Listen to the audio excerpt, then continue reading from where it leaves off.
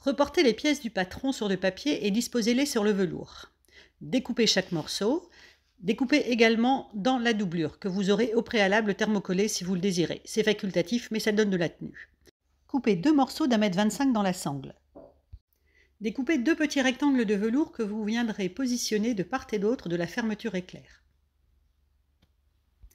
Piquez ces petits rectangles à l'extrémité de la fermeture, puis rabattez le petit morceau de velours. Faites la même chose des deux côtés. Positionnez cette fermeture éclair, endroit contre endroit, en haut d'un des grands rectangles qui forment le côté de votre sac. Posez par-dessus, endroit contre endroit, la même pièce en doublure. Et vous allez piquer tout du long. Cette couture, comme toutes les autres, est à 1 cm du bord. Rabattez la doublure par-dessus la fermeture.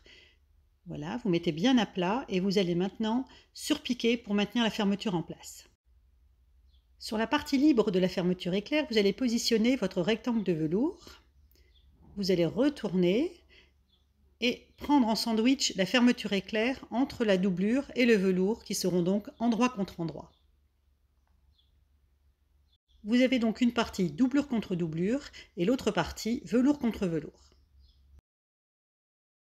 Piquez tout le long à 1 cm du bord. Remettez bien à plat et surpiquez ce côté de la fermeture éclair. Pensez à ouvrir la fermeture éclair pour retourner par la suite. Posez les poches endroit contre endroit, velours contre doublure et piquez le haut de chaque poche. Retournez et surpiquez. Repérez le milieu du sac et le milieu de la poche, ajustez-les l'un contre l'autre. Positionnez après la sangle par-dessus, à cheval. Rabattez-la de l'autre côté de la poche en faisant attention de ne pas torsader la sangle et vous pouvez la maintenir également par une petite pince. Depuis le bas de la sangle, faites un repère à 28 cm de chaque côté. Mettez une épingle ou une pince pour repérer. Piquez les bords de la sangle de chaque côté de la poche pour la maintenir en place. Faites la même chose des deux côtés.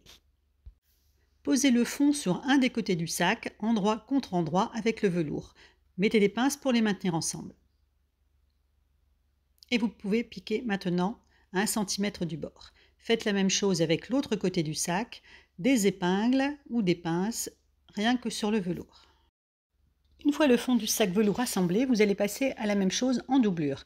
Donc vous allez fixer le fond à chaque rectangle de doublure et cette fois-ci, vous n'oublierez pas en piquant de laisser une petite ouverture qui par la suite permettra de retourner le sac.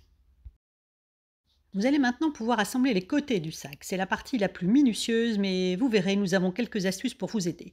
D'abord, repérez bien le milieu du côté et le milieu du sac. Positionnez exactement aux bons endroits les repères, épinglez pour le maintenir en place. Ajustez cette partie à l'aide de nombreuses petites pinces. Commencez à piquer en prenant pour point de départ le repère en bas du sac, au milieu. Commencez donc à piquer, velours contre velours, et quand vous arrivez dans les angles, c'est là qu'il y aura une petite astuce, vous allez cranter. Veillez à bien laisser l'aiguille enfoncée dans le tissu avant de faire cette petite manipulation. Ça vous permettra de faire pivoter le tissu sans dévier la couture.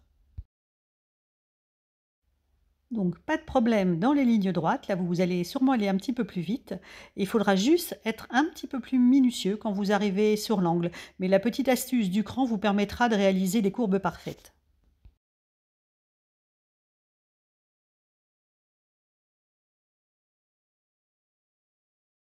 Quand vous arrivez au niveau de la fermeture éclair, faites un point d'arrêt.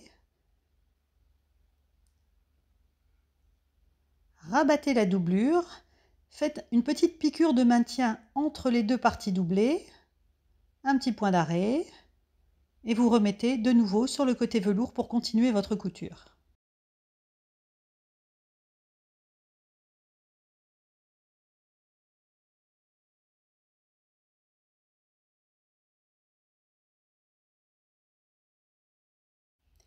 Terminez la couture du côté de la même manière avec les petits crans qui vous facilitent la tâche.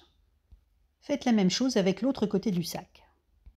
Attention, ces petits crans si pratiques ne doivent pas dépasser 5 mm. Les côtés du sac en doublure se réalisent de la même manière, mais quand vous arriverez au niveau de la fermeture éclair, rabattez la partie velours et faites une petite piqûre de maintien là où vous aviez fait la précédente sur le velours. Vous allez donc devoir piquer au même endroit. Une fois cette petite piqûre réalisée, vous allez faire également un point d'arrêt pour maintenir l'ensemble.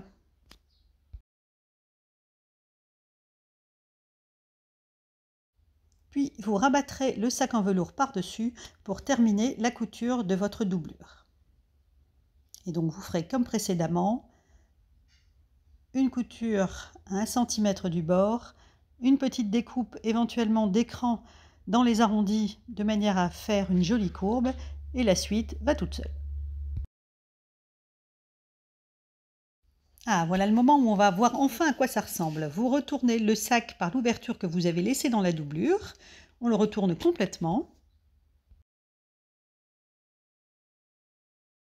Une fois le sac retourné, on le remet sur l'endroit, d'où l'intérêt d'avoir laissé la fermeture éclair ouverte. Voilà, vous poussez bien dans les coins et dans les arrondis pour retrouver la jolie forme du sac. On n'oublie pas de refermer à la main ou à la machine l'ouverture de la doublure. Et voilà votre joli sac terminé. Vous pouvez également, si vous voulez le renforcer, mettre un morceau de Geffitex ou de carton dans le fond entre la doublure et le sac pour lui donner plus de maintien. Qu'est-ce qu'on va pouvoir mettre dans un si joli sac?